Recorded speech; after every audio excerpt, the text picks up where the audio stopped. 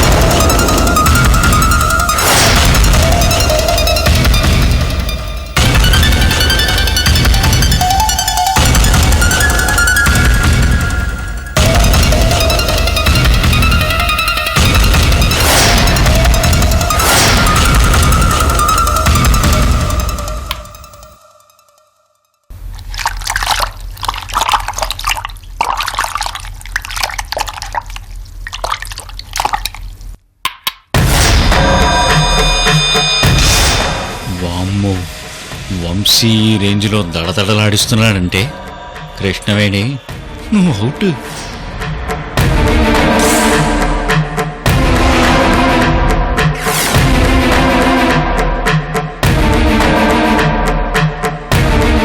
నిన్నింట్లో నుంచి బయటికి గంటేశాక ఎలా వచ్చావు?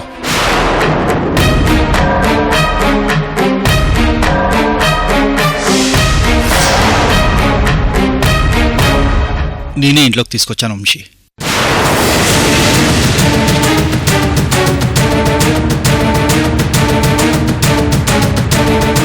అంటే నా మాట మీద గౌరవం లేదా?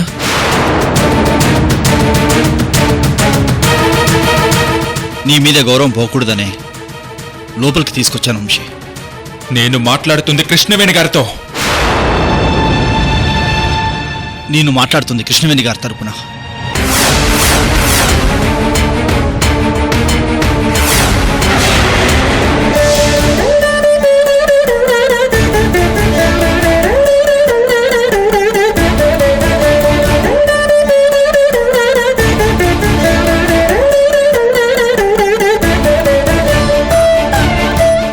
సృజన్, ఏంటి గొడవ? ఒక్కసారి వద్దన్నాక మళ్ళీ ఇంట్లోకి ఎందుకు తీసుకొచ్చావు? ఈలోపు నేను మాట్లాడతాను కదా. తన కోపం వచ్చేలాగా మీ అందరూ ఎందుకు బిహేవ్ చేస్తున్నారో నాకు అర్థం కావడం లేదు.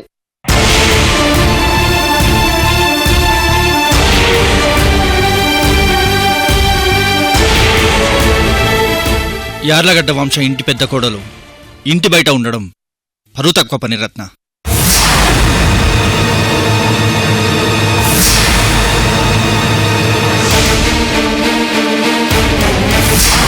పరువు తక్కువ పనిచేసింది కాబట్టే బయటికి గంటేశాం.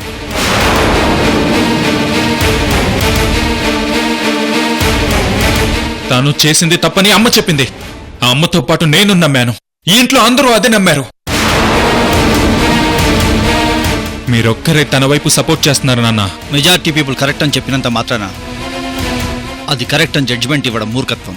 మరైతే ఏం చేద్దామో మీరే చెప్పండి. తను తప్పు చేయలేదని ప్రూవ్ చేసుకునే అవకాశం ఇవ్వాలి.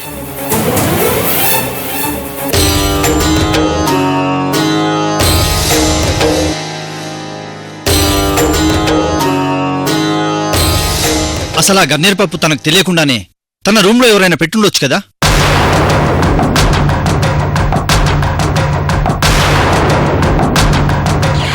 ఒక నింద వేసేటప్పుడు అది నిజమా కాదా అని తెలుసుకోవాలి.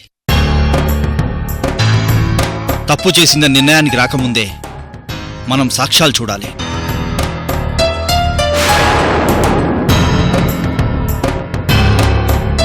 నాన్నగారు, ఇది కరెక్టో కాదో కుటుంబం అందరికీ తెలుసు.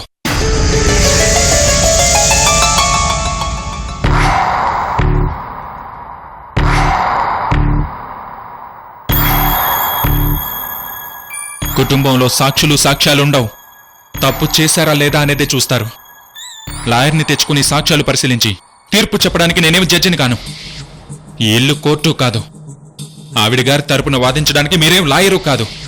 నువ్వు అంత దూరం ఆలోచించి మాట్లాడుతున్నప్పుడు తను నీ భార్య అని నువ్వు ఆలోచించడం లేదు వంశీ. భార్యనా? అవును, తను నీ భార్య.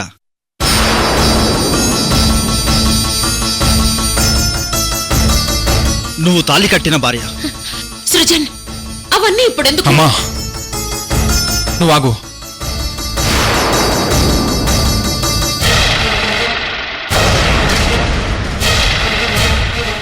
తను నా భార్య అని సాక్ష్యం ఏంటి? మీ అమ్మ నా భార్య అనడానికి తన మెడలో మంగళసూత్రం ఉంది. అలాగే కృష్ణవేణి నీ భార్య అనడానికి తన మెడలోనూ మంగళసూత్రం ఉంది.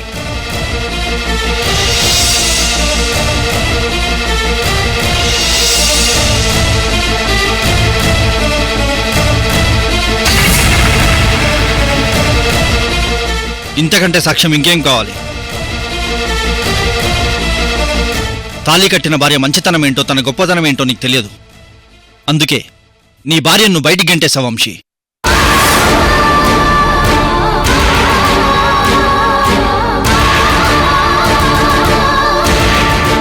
కొన్ని విషయాలు నీకు తెలియవు. నువ్వు తెలుసుకోవాలనుకున్నా నువ్వు తెలుసుకోలేవు. నీకు చెప్పాలన్నా మేం చెప్పలేము. అందుకే అర్థం చేసుకొని కృష్ణవేణి మీద కోపం పెంచుకోవద్దు. ఈ విషయం ఇంతటితో వదిలే వంశీ.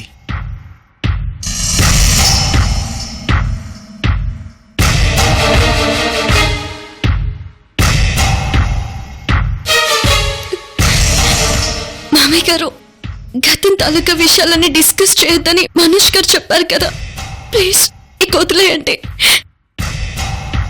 నన్న వంశీ, అమ్మా, నువ్వేం మాట్లాడకమ్మా ప్లీజ్. నాన్నగారు, నాకు గుర్తులేని ఆవిడ గురించి నేను ఆలోచించను. నా మనసులో లేని ఆవిడ్ని నేను ప్రేమించలేను.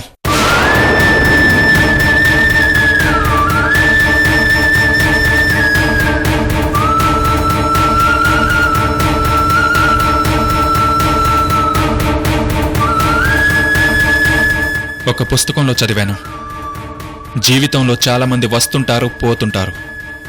కొందరు మామూలుగా గుర్తుంటారు, అప్పుడప్పుడే గుర్తొస్తారు. ఇంకొందరు మనసులో ఉంటారు, జీవితాంతం గుర్తుంటారు.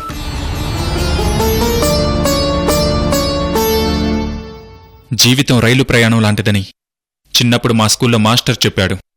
ఇప్పటికీ నాకు గుర్తుంది. రైలు ప్రయాణంలో అందరూ కలిసి ఆనందంగా ప్రయాణిస్తారు. మనం ప్రయాణించిన రైలు మంది కాదు, బోగి మంది కాదు, ప్రయాణికులు మనవాళ్ళు కాదు.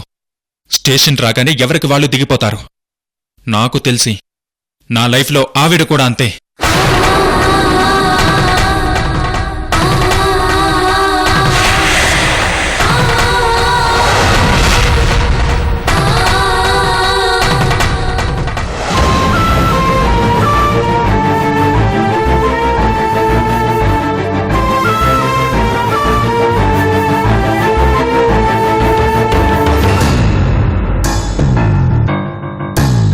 మీరు తను నా భార్య అంటున్నారు. సరే, మీ లెక్క ప్రకారం తను నా భార్య, నేను తన భర్తను, అంతే కదా?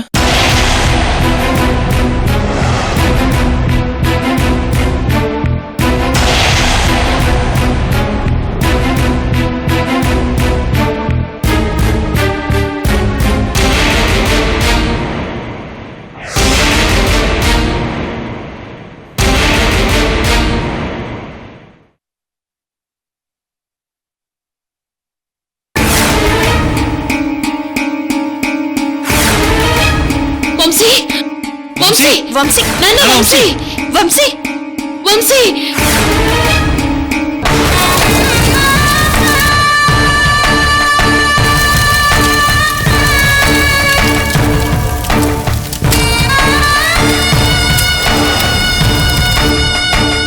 వంశీ,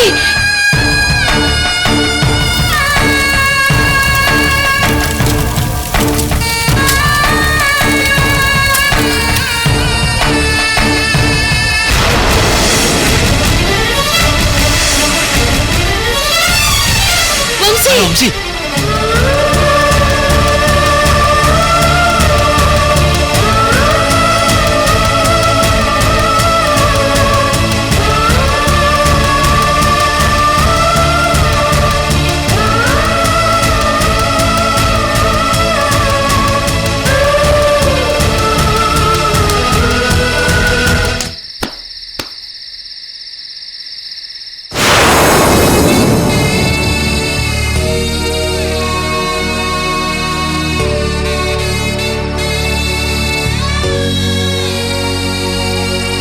నువ్వు నా భార్యవు కాబట్టి భర్తగా నిన్ను శిక్షిస్తున్నాను.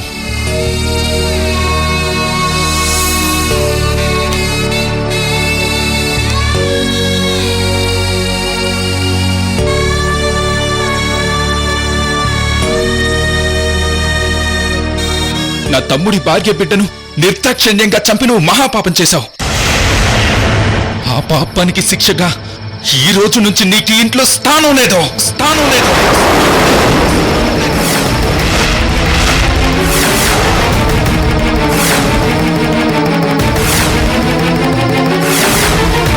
ఈ ఇంటికి నీకు ఈ క్షణంతో బంధం తెగిపోయింది.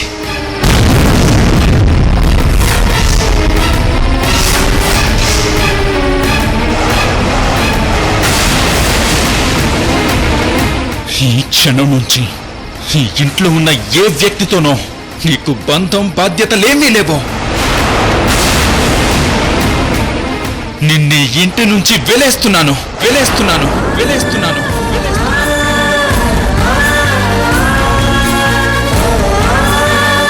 మా నాన్నగారు చెప్పినట్టు నువ్వు నా భార్యవైతే ఆ బంధం ఈ క్షణంతో తెగిపోయింది.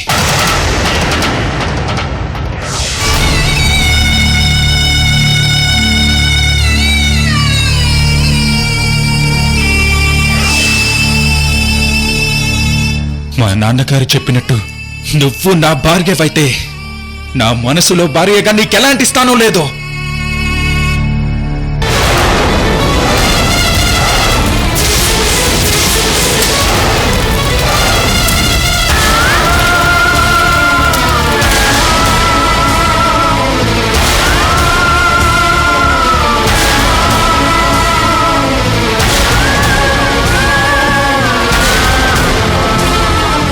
నేను యార్లగడ్డ వంశ వారసుడిగా, యార్లగడ్డ ప్రతాపరుద్ర గారి మనవడిగా, యార్లగడ్డ రత్నప్రభదేవి కొడుగ్గా నేను నీకు వేసే శిక్ష ఇది.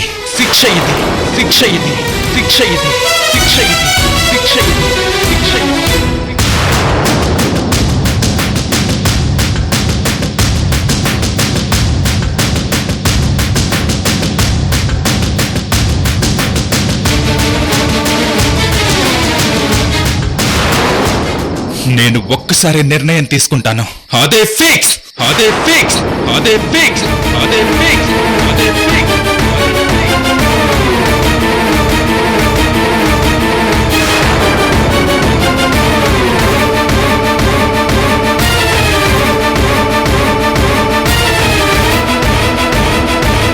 రత్న, వాడన్ని మాటలు మాట్లాడుతుంటే నువ్వేం మాట్లాడవేంటి? నేనేం మాట్లాడను సృజన్. నా కోడల్ని బయటికి గెంటేస్తే నేను ఊరుకుంటానా?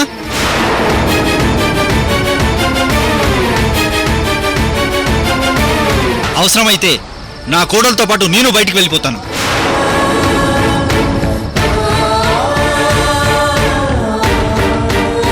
నా పెద్ద కోడలు కృష్ణవేణిని ఈ ఇంటి నుంచి పంపించే అర్హత ఎవరికీ లేదు.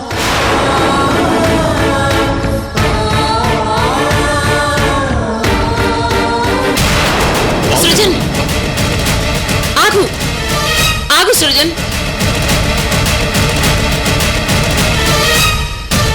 అన్నయ్య,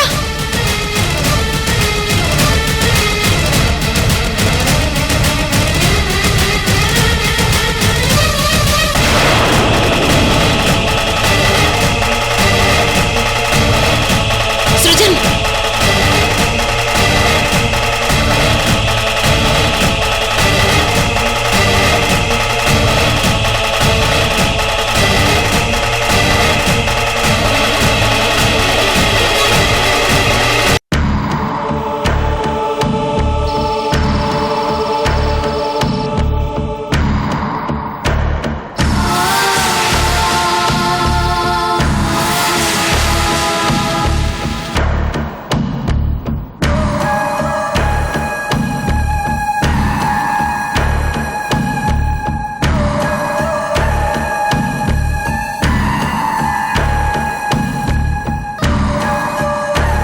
వంశీ,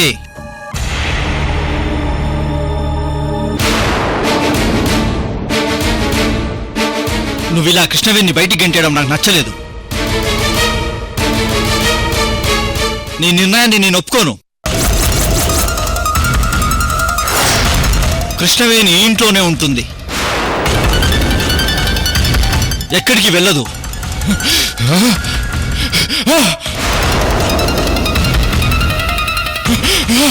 అమ్మా! నాన్న వంశీ వంశీ నాన్న వంశీ వంశీ వంశీ వంశీ వంశీ ఏమైంది వంశీ? వంశీ వంశీ వంశీ వంశీ వంశీ లే వంశీ వంశీ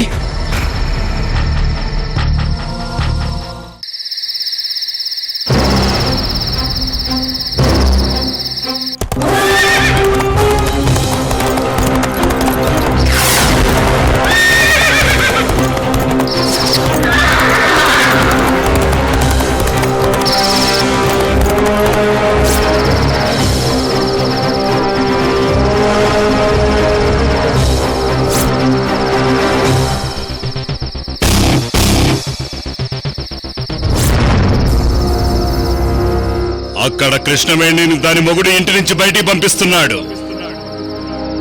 కృష్ణవేణి వేదనతో అల్లాడిపోతోంది, ఒంటరితనంతో వేడికిపోయి ఉంది.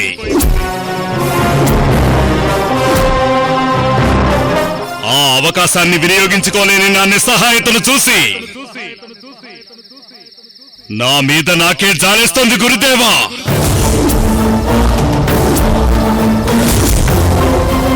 నా ఆత్మకి శరీరం దొరికింది గాని శక్తి చాలడం లేదు.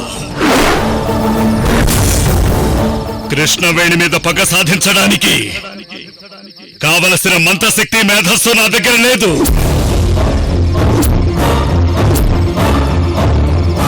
పగ సాధించలేని నా నిస్సహాయత, కళ్ళ ముందు శత్రువును పెట్టుకుని ఏమీ చేయలేని పిరికితనం, ఇవన్నీ వీరుడి లక్షణాలు కాదు. కథన రంగంలోకి దూకితే తల తెగడమో తెగ్గొట్టుకోవడమో ఏదో ఒకటి జరగాలి.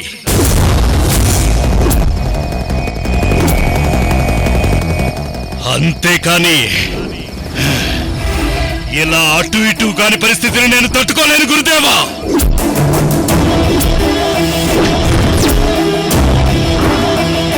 కత్తి మూల ఉంటే లాభం లేదు, ప్రతిరోజు దానికి రక్తదాహం తీర్చాలి. అలాగే నా పగ దాహం తీరని ఈ పరిస్థితిని చూసి నన్ను నేను సర్ది చెప్పుకోలేక ఒక నిర్ణయం తీసుకున్నాను.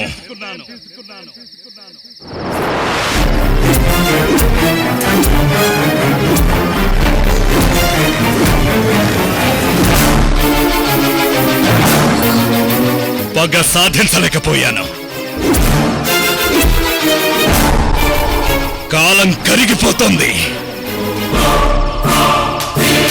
అందుకే ఈ శరీరం ఈ ఆత్మను త్యజిస్తున్నాను. నా ఆత్మ వినాశనమయ్యాక మళ్ళీ ఏదో ఒక రూపంలో నాకు మరు జన్మ వస్తుంది. ఆ జన్మలో చిన్నమ్మదేవి మీద పగ సాధిస్తాను. కాలముఖ రుద్ర, ఏమిటి అఘాయిత్యం? విశ్వ విజేతలు పలకాల్సిన పలుకులేనా దేవా ఇవి? మీ బలి చూసి మా హృదయాలు ముక్కలవుతాయి. మీతో పాటు మేము ప్రాణత్యాగం చేస్తాం దేవా.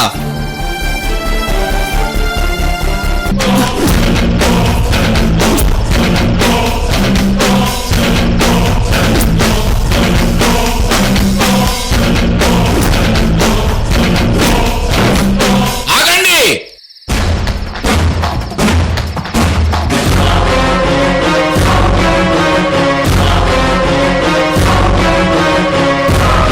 బం బం భోలేనాథ్!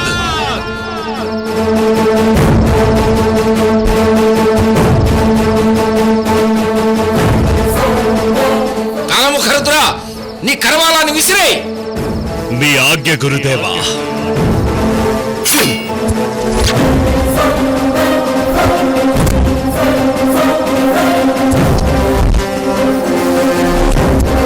కాలముఖరుద్ర, వీరుల బలవన్మరణము చరిత్రకే సిగ్గుచేటు. ఆ పని ఎప్పటికీ చేయకు. ఈ కాలముఖరుద్రుడి పరిస్థితికి వచ్చాడంటే ఒక్కసారి మీరే ఆలోచించండి గురుదేవా. నాకు అంతా అర్థమైంది కాలముఖరుద్ర. నా పగ ఎప్పుడు తీరుతుంది? ఎన్ని రోజులు ఇలా వేచి చూడాలి? సహనం చచ్చిపోతోంది, ఓర్పు నశిస్తోంది, పగ చల్లారిపోతోంది గురుదేవా.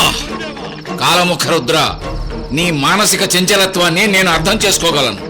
నన్ను శక్తి సంపన్నుణ్ణి చేసి ఆ చిన్నమ్మదేవి మీద పగ సాధించుకునే ఉపాయం చెప్పండి గురుదేవా, లేదంటే మీరే నన్ను సంహరించండి గురుదేవా.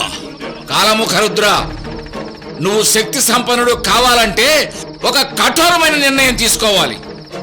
నా పగ తీరడానికి ఎలాంటి కఠిన నిర్ణయమైనా తీసుకోవడానికి నేను సిద్ధం గురుదేవా. నువ్వు శీఘ్రంగా శక్తి సంపన్నుడు కావాలంటే నువ్వు సజీవ సమాధి కావాలి.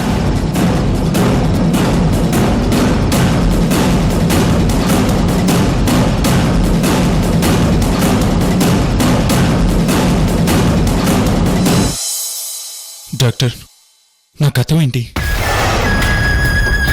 నేనిప్పుడు ఇలా ఉన్నాను, గతంలో ఎలా ఉండేవాణ్ణి? కృష్ణవేణి నా భార్య అయితే తనతో నా రిలేషన్ ఏంటి? అసలు ఎలా ఉండేవాణ్ణి?